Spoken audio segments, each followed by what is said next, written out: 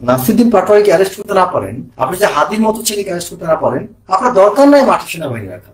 আজকে স্যার আপনার কিছু সিদ্ধান্তের কারণে আজকে পুরো সেনাবাহিনী বিভিন্নভাবে বিভক্ত হয়ে গিয়েছে। আমাদের দেশে রিসেন্টলি নাসিরুদ্দিন পাটোয়ারিকে নিয়ে অনেক কথা হচ্ছে, এবং তারপরে তার কিছু জায়গায় হাদি।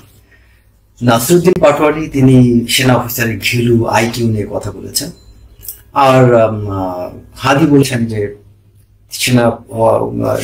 সেনাবাহিনী যদি সাহস থাকে, তারা যদি কু করে দেখাক, তাহলে প্রতিটা ইট খুলে নিয়ে আসা হবে। এটা আমাকে কথা বলে অ্যাকচুয়ালি আমি খুব জ্বরে আক্রান্ত, অসুস্থ, কিন্তু বিষয়টা নিয়ে কথা না বলে পারছি না। এবং বিশেষ করে আমাকে অনেকেই ইদানিং অ্যাডভাইস করেন কিছু বিষয়ে কথা না বলার জন্য, আবার অনেকে অনুরোধ করেন যাতে কথা বলি, বিশেষ করে যারা কথা পছন্দ করেন, শুনতে চান। আমি এখন আসি নাসিরুদ্দিন ইস্যু নিয়ে। এই যে দেখেন, এনসিপির একটা ছেলে নাসিরুদ্দিন পাটোয়ারি, তিনি কি যাচ্ছে তাই বক্তব্য দিলেন। যে ছেলেটা সম্পর্কে আমি তথ্য পেলাম 2015 সালে সে আইসিসি পরীক্ষা দিয়ে রিজেক্টেড হয়েছেন, আইকিউ টেস্টে নাকি ফেল করেছেন। তো এখন সেই নাকি যে সেনা কর্মকর্তারা বিভিন্ন পরীক্ষা বা প্রতিযোগিতামূলক পরীক্ষা আইকিউ টেস্ট দিয়ে যারা সেনাবাহিনীর অফিসার হয়েছে, ট্রেনিং সম্পন্ন করেছেন, তাদের ঘিলু নিয়ে কথা বলছেন কে, যারা আইকিউতে যিনি করে পাশ করেন নাই। এবং তারপরে তিনি সেনা অফিসারদের তিনি স্টেট ডেফিনেশন জানেন না। নাসিরুদ্দিন পাটোয়ারি খুব ভাগ্যফল, তিনি যদি আমার সামনে এখন কোনো মানে তাকে যদি আমি ধরে জিজ্ঞেস করতে পারতাম, একদম ফিজিক্যালি যদি সামনাসামনি থাকতো, ইনস্ট্যান্টলি আমি জিজ্ঞেস করতে পারতাম যে নাসিরুদ্দিন পাটোয়ারি, তুমি কি জানো যে স্টেটের ডেফিনেশন কি, সংবিধানের কয়টা আর্টিকেল আছে, কোন আর্টিকেলে বাংলাদেশের রাজনীতি, বাংলাদেশের সামরিক বাহিনী, বা কোন আর্টিকেলে বাংলাদেশের সার্বভৌমত্ব নিয়ে কথা বলা হয়েছে? তুমি বলতে পারবো না। তো তুমি কিভাবে এতটা লাফালাফি করো? আর তারপর সে নাসিরুদ্দিনের জবাবে আমাদের সেনা প্রধান তিনি যে বক্তব্যটা দিলেন, আমার কাছে সত্যি কথা ভালো লাগেনি। আমি সেনা প্রধানকে খুব সম্মান করি, with due respect to him. সেনা প্রধান যে কথাটা বলেছেন যে আমি ওয়াকারকে আমি উদ্দেশ্য করে বলি, স্যার আপনি যে কথা বললেন যে নাসিরুদ্দিন পাটোয়ারির এটা জবাবে যে আমাদের ধৈর্য ধরতে হবে, তারা বয়স কম, তাদের যখন বড় হবে তারা তখন লজ্জিত হবে। আমার কথা স্যার, তারা যদি এত ছোট হয়ে থাকে, তাহলে তাদেরকে আপনি উপদেষ্টা বানিয়ে উপদেষ্টা চেয়ারে বসে তাদেরকে আপনাদের লেভেলের কর্মকর্তারা সার্ভ করে কেন? তারা বিয়ে শাদী করছে, বাচ্চা কাচ্চা অনেকের হয়ে গিয়েছে। আপনার সেনাবাহিনীতে স্যার অনেক লেফটেন্যান্ট ক্যাপ্টেন আছে, তারা তাদের চেয়ে বয়স কম। তাদের কথা কি স্যার আপনি একটু ভাবতে পারলেন না? তরুণ সেনা কর্মকর্তাদের বুকে কতটা রক্তক্ষরণ হয়, আমি যেন ওয়াকার স্যারকে বলবো, স্যার আপনি সেনাবাহিনী কর্মকর্তা দরদ একটু দেখেন না। আপনি দেশের, আপনি যে ধর্মীয় যাজকের মতো দেশের বিভিন্ন মানুষের প্রতি আপনার সমবেদনা, এতটা মায়া মমতা আপনি দেখাচ্ছেন, সেনা কর্মকর্তাদের কষ্টটা কেন দেখতেছেন না? আজকে স্যার আপনার কিছু সিদ্ধান্তের কারণে আজকে পুরো সেনাবাহিনী বিভিন্নভাবে বিভক্ত হয়ে গিয়েছে। এই সেনাবাহিনীতে দেখেন স্যার বর্তমান অবস্থাটা কি। আজকে আমরা সেনা কর্মকর্তা বাইরে যারা কথা বলি তারা বেজ্জিত হই, আমাদেরকে মানুষ অনেকে দালাল বলে। আমাকে আমি অনেকবার, এই যে আমেরিকা থেকে লেফটেন্যান্ট কর্নেল মুস্তাফিজ স্যার, ওনার অনেকবার বকাঝকা খেয়েছি আমি, কিন্তু কিছু জায়গাতে আসলে ওনাকে আমি উত্তর দিতে পারি না। তো এই জায়গাটা হচ্ছে যে স্যার কিছু জায়গায় তো স্যার আপনার আসলে কিছু ভূমিকা রাখা উচিত ছিল। সবকিছু তো মানে একেবারে আমরা জায়েজ বলতে পারি না। এই যে ইট খুলে নিয়ে যাবে, কেন এটা বলার সাহসটা কেন পাইল স্যার? কেন হাদের মতো ছেলে কেন এই কথা বলতে পারে? কেন বলতে পারে নাসিরুদ্দিন পাটোয়ারি যে সেনা অফিসার ঘিলু নাই, তারা গুলি করতে জানে না, তারা স্টেটের ডেফিনেশন জানে না? এসব কথা বলার সাহসটা স্যার কিভাবে এই নাসিরুদ্দিন পাটোয়ারির মতো মানুষ পায়? আপনার সেনাবাহিনীর যেসব যোগ্য কর্মকর্তারা আছে, তাদের কতটুকু কষ্ট লাগতে পারে স্যার, আপনি কি একটু ভাবতে পারলেন না? একটু স্যার আপনার মধ্যে এই ভাবনাটা আসে না?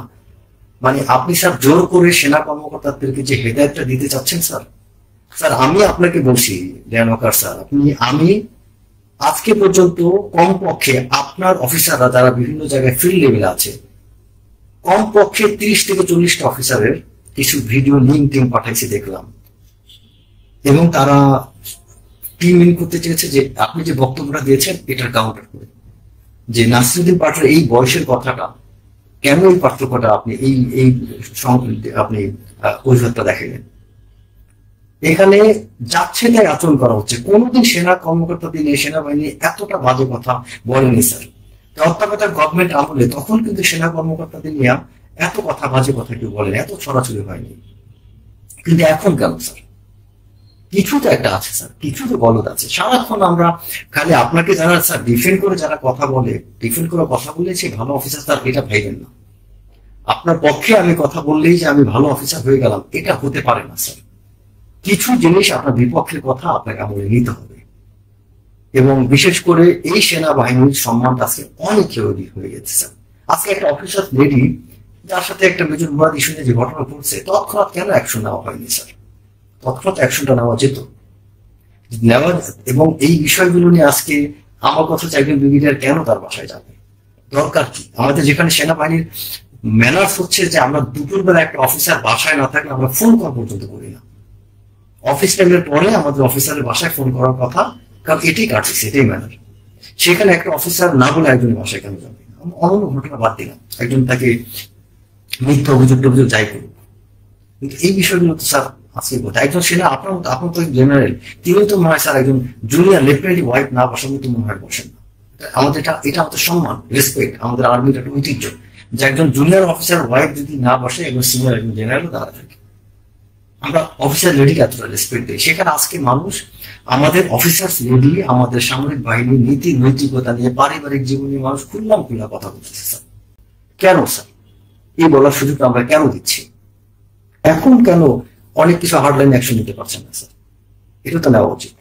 এই নাসরুদ্দিন পাটোয়ারির মতো যারা ইতর প্রকৃতির, এদের বিরুদ্ধে কেন আপনি অ্যাকশন নিতে পারছেন না স্যার?